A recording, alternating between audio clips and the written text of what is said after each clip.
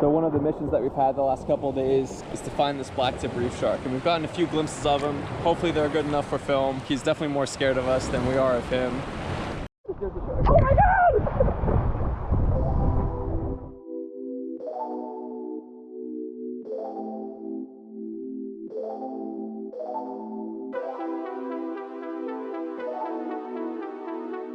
Welcome to the Maldives. Located smack dab in the middle of the Indian Ocean lies this perfect paradise complete with infinite snorkel opportunities, white sandy beaches, lush jungle, and a 5-star resort that serves as a playground to the wealthy and famous. But we are neither. Hi, we're Bree and Jeff. We're backpackers who quit our jobs to go travel the world, and today we wanted to show you how we were able to afford going to the Maldives on a budget. During the rainy season, using credit card points, and fasting techniques. But anyway, this is to show you how you can do it too. So let me formally introduce you to the Park Hyatt Maldives Hadahaa. First, let's rewind a little bit and start at the beginning. Before heading to the Maldives, we spent 32 days exploring Turkey, which meant a very late flight from the Istanbul airport and an 8-hour flight to the Maldivian capital of Male, where Hyatt allowed us to utilize the airport lounge for the 2-hour layover before stepping onto a smaller seaplane. After a brief 45-minute flight, we finally landed at the tiny airport of Kudu. From there, we had to take a 45-minute speedboat ride, which was arguably bumpy,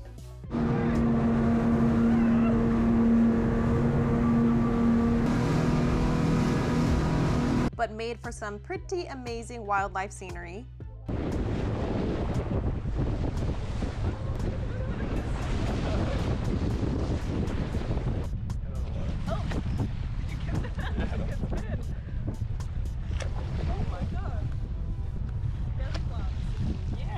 Before we finally arrived at the island of Hadahaa.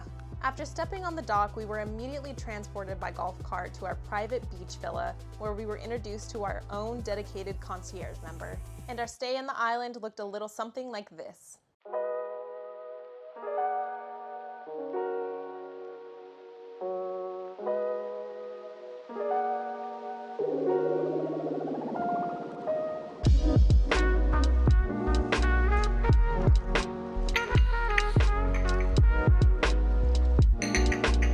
Good morning from the Maldives. Today we want to show you what we do with a typical day here in the Maldives and what you could do as well that help you save money and have fun at the same time. And we also want to explain how we were able to come here because we are just typical backpackers like anybody else. We had to save a lot of money to be able to quit our jobs to do this. So how on earth did we make it to one of the most expensive places on this earth? But before we do that, let me show you around. Welcome to our massive private beach villa, complete with queen-size bed, beachfront property, and a private dunk pool. Inside our villa, we enjoyed a massive bathroom with private outdoor space, his and her sinks, an indoor and outdoor shower, and stone garden-side bathtub. On the outside, we indulged in our secluded beachfront, perfect for swimming and tanning and lounging on our designated day beds. It's so funny because you never think that you'll end up at a place like this in your lifetime. It always feels so out of reach in terms of money and proximity, but then you're here and you realize it looks just like the screensaver you've had on your laptop your entire life. We even had our own fruit bat. We named him Fruity. These little guys are all over the island, so don't get scared if you run into one.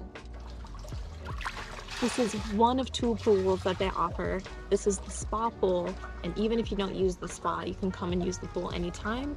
It is beautiful, it's surrounded by a luxurious garden, and we seem to be the only people that use this one for some reason. So we also have some really amazing gyms here on the island. We have a cardio room and a weight room, though we don't foresee using them very much because we plan to snorkel all day, every day, and that's definitely a workout in itself. Nice facility though.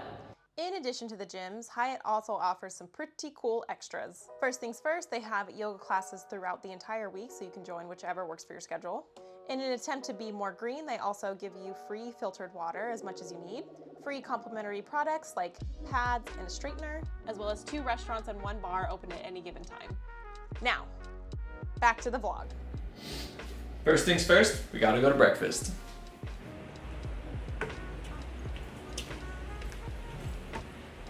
which means about a 5-minute walk down a dirt road for us. It's really pretty.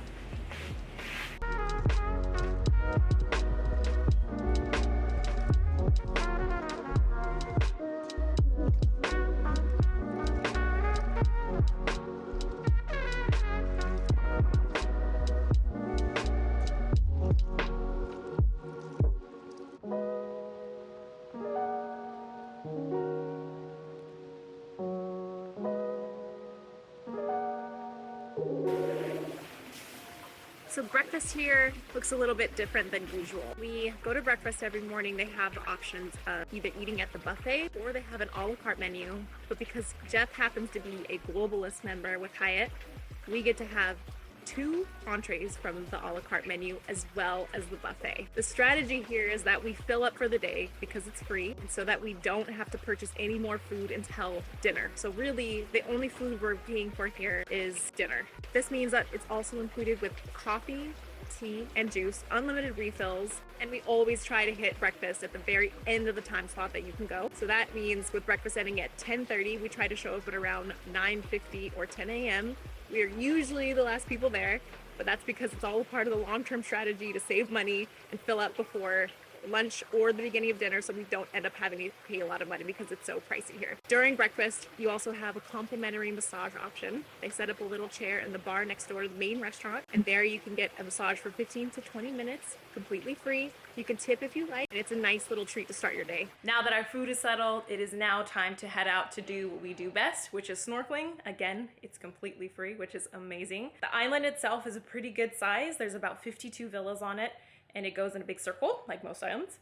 So there are 2 jetties. If you don't know what a jetty is, you're just like me. It's basically a dock. I don't know why it's called a jetty, but I assume it's because it jets out into the water. One of them is the primary jetty, where people are dropped off when they arrive at the island, where they depart from the island. The other one is what we refer to as the death jetty. Death jetty has big waves and there's no security on it, so that if you go missing, no one will ever know. By the way, snorkeling is not the only completely free thing on the island. You can also rent a kayak. The red ones are free. The glass bottom are $20 an hour.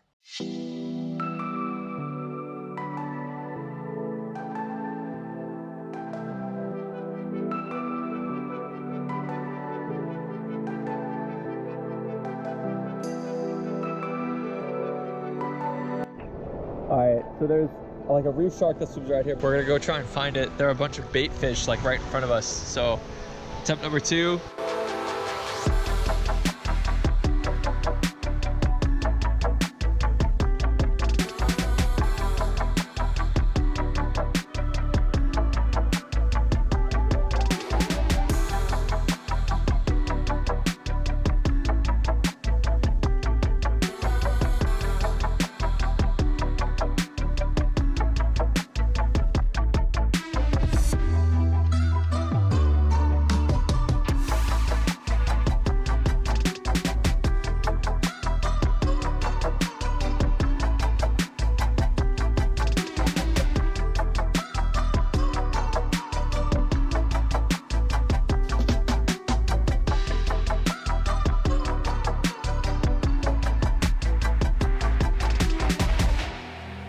Alright, so we normally film at the jetty where everyone gets dropped off, but we're heading over to the Dawn Jetty, or as Bree and I have begun to call it, the Jetty of Death, because it is absolutely terrifying. It's definitely the rougher side of the island, but we're going to go give it a shot, just because we had so much fun swimming at the other jetty today. So we're going to try and get in 1 hour of snorkeling, although it's starting to rain. We've been snorkeling a lot, and the people that work at the island say that you can either go off the primary jetty, which is, you know, what we've been doing, and they say they actually recommend it more because there's security on the dock, so if nobody comes back, then they'll know. So the jetty. So the Jetty of Death, I like jetty for that actually. It's a little more scary because there's no one there to help you, and they also don't have a life-saving donut. What is it? Device, a lifesaver? They don't have a lifesaver Or on the dock. preserver. So it's just me and Jack.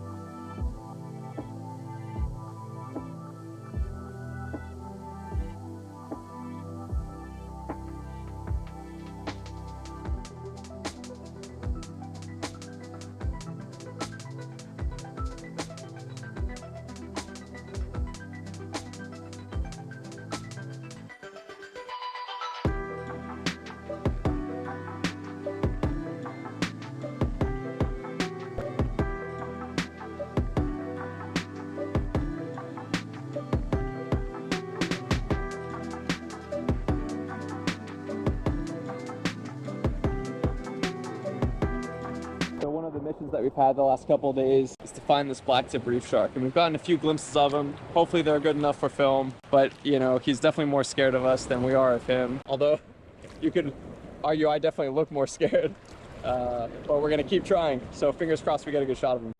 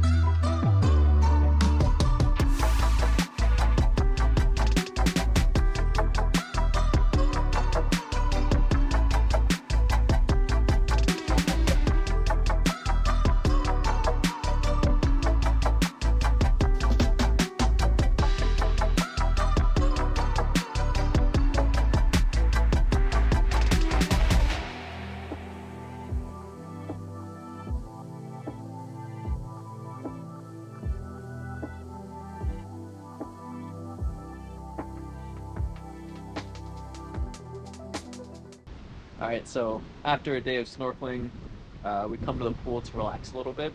And obviously we've worked up a bit of an appetite because we probably burned off some of our breakfast and we have some time to go before dinner and happy hour. So we bought these granola bars at the airport in Malé. These came 6 in a box, and we got 2 boxes plus a thing of sunscreen, and that cost us $46. I'm sure the sunscreen was most of it, and if we were smarter, we probably would have brought these from Istanbul, but we didn't really have room in our bags. So we'll just have one of these. It'll tide us over till dinner, and then we're good to go. And by eating these every day in between breakfast and dinner, we're skipping lunch, which is probably saving us somewhere between $100 and $150 total per day. So even though they were expensive, they absolutely made their money back. So I'm sure at this point, the number one question is, what is a Hyatt globalist? Or how do I become a Hyatt globalist? That's a great question. So it's kind of a perfect storm for us on how we were able to achieve this, because normally, and by normally I mean non-COVID times, you need about 60 qualifying nights. That means 60 unique stays at a Hyatt property, or it's a certain amount of points, which I can't remember off the top of my head, that you need to accumulate within a calendar year. So how did we do it? Well, during COVID, there were actually 2 key things that helped us accomplish this. The first one was that they cut the qualifying nights required from 60 in half to 30. That means we only needed half of the stays to become a globalist member. The second thing that really helped us out was that towards the end of the year, they also, in order to get people traveling again, said qualifying nights would count for 2. So every 1 night we stayed counted for 2 qualifying nights towards our status match. Now, the way we did this is we ended up taking some vacations. Since we could only travel in the US, we actually went to Hawaii for a week on points, and that got us about 16 nights right there. So we were already halfway there. And then we did another trip to Mexico once Mexico opened up, and we were basically there just based on those 2 things. So eventually, due to a combination of various stays, we were at 29 nights, and the promotions had ended at this point. So with 1 night to go, we actually booked a local hotel down the street from us, and I had Bree drop me off in the morning. I checked in, went into the room, swiped the key card, walked in, took a photo of her car from the window, and then walked out, and that brought us to 30 nights. Now, once you get globalist status, you basically get it until the next year, February 2023. So since we started this trip in June, we haven't really had that many opportunities to actually take advantage of, so it wasn't something we could really talk about until now either. So the only thing that we are actually spending money on here are tips for the staff, because they have been exceptional, I will say, as well as our dinners every night. So as well as the transport from Malé to here. The seaplane transfer is not part of your ticket. That has to be arranged by the property, as well as the speedboat transfer, which is an extra 40 minutes. So it is obviously well worth the effort. Would do it again 100 times if I could, but I think this might be our one and only. All right, so we've been snorkeling all day, and now it's time for us to freshen up a little bit, get the salt water out of our hair, and get ready for our favorite time of day, which is the happy hour. We're gonna get ready and go grab some drinks. We are just getting ready to head off to dinner, and we arrived yesterday and they had champagne waiting for us because we said it was our anniversary, which is true, even though it was a couple months ago. We never got a chance to celebrate, so they had it for us in our room, and so we just put it in the fridge, and now we're drinking it today and celebrating before we head to dinner. By the way, I feel like there's something that we haven't really addressed, and that's what is the purpose of this channel and this trip? I think we didn't even realize it ourselves, but the reason that we went on this trip was to cross off bucket list items that we were never gonna have the time for when we were living and working in the US. Having 2 weeks of vacation a year, although granted, we did have more than that, but A little bit more. getting to Asia by itself is, you know, a 30 to 40 hour travel day. And that's 2 of your vacation days gone right there. So ticking some of these items off of the box just never really felt realistic to us. We really wanted to take our time when we were traveling and do it realistically, so that's why we ended up here in the Maldives, taking off one of the major items on our list and using points to do it, because otherwise, just like most people, we wouldn't have been able to do it. So this is one of our bucket list items, and you've probably heard us in some of our earlier videos talk about how, oh, this has always been on my bucket list. And if you've been subscribing to the channel and maybe seen some of our other videos, you've probably heard us already tick off a couple. Van lifing in Iceland. Or ballooning in Cappadocia. Or spending the night in the world's smallest republic. And right now, hanging out in the Maldives, drinking champagne. Life cannot get any better than this. So if you guys want to watch the videos and see the world through our eyes and help us tick off these items, then by all means come along, but we figured we probably should share the purpose of this channel, otherwise it's just some weird vlogs from 2 people you've never seen before. But I guess that's how most YouTube channels start out, right?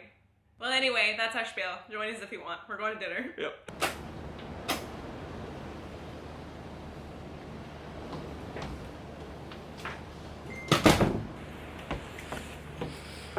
Alright, but before we head to dinner, we're gonna go use one of our awesome globalist perks, which is a free drink each at the happy hour, along with 3 hors d'oeuvres and some awesome spiced bar nuts. Which we really must say we enjoy very much, and also you have an immaculate view of the sunset.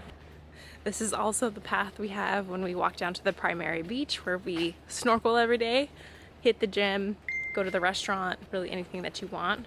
It's always so peaceful, so quiet, tons of lizards and tons of bats. Jeff forgot his cash. By the way, while we're on the subject of cash, there's always the subject of tipping that comes up. We didn't really know what to do here. We didn't read too much about it, but we figured we'd leave cash with every meal. And it's not Maldivian cash, it's American money. That seems to be what they prefer and what they hand out when you go to reception or concierge and ask for any kind of cash in hand that you can have. The meals that we can put to our room, like dinner or additional drinks that we decide to get, we just put it to the room with the tip so we can continue to accrue points on our credit card. And also for the things that we don't pay for, like happy hour or breakfast or anybody helping out in general that we want to tip, we just leave them American money, which we were able to get change for here on the island actually.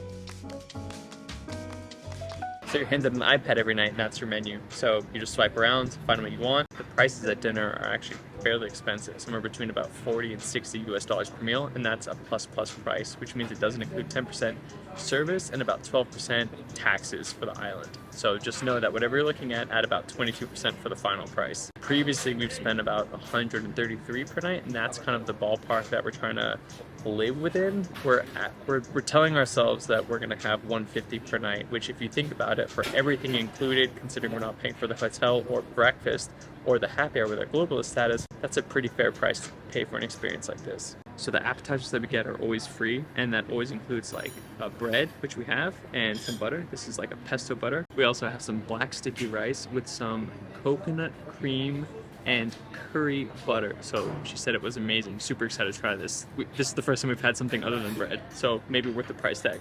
So we finally got our job fish. It was a little delayed, so they even comped us a salad, which was very nice. The guy said this is the best piece of fish I'll ever eat. Flaky.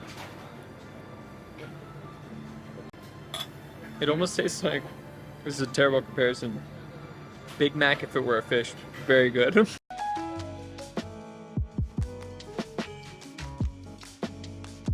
So dinner ended up being $130, and last night we paid $133. So we think this is well within the ballpark of $150 a night we've kind of set for ourselves.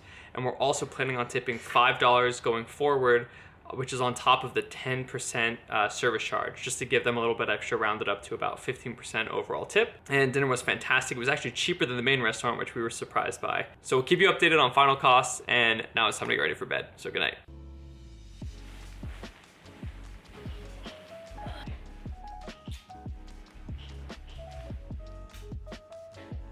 Overall, we spent roughly $1,600 on our flight from Istanbul to Male, $1,100 on the seaplane and speedboat transfer, $45 on our airport snacks and sunscreen, $955 on all of our dinners and 2 additional cocktails, bringing our total out-of-pocket cost to approximately $3,738.99. After putting most common purchases on our credit cards through the last 5 years and combining it with Jeff's globalist status with Hyatt, we used a total of 165,000 points for this trip, which included our beach villa, free snorkeling equipment, free breakfast every morning, as well as 2 complimentary drinks and snacks at happy hour each day. For more information on travel credit cards, feel free to reach out. We would love to help more people see the world through leveraging credit card points through everyday purchases. And as always, thank you so much for watching. See you next time.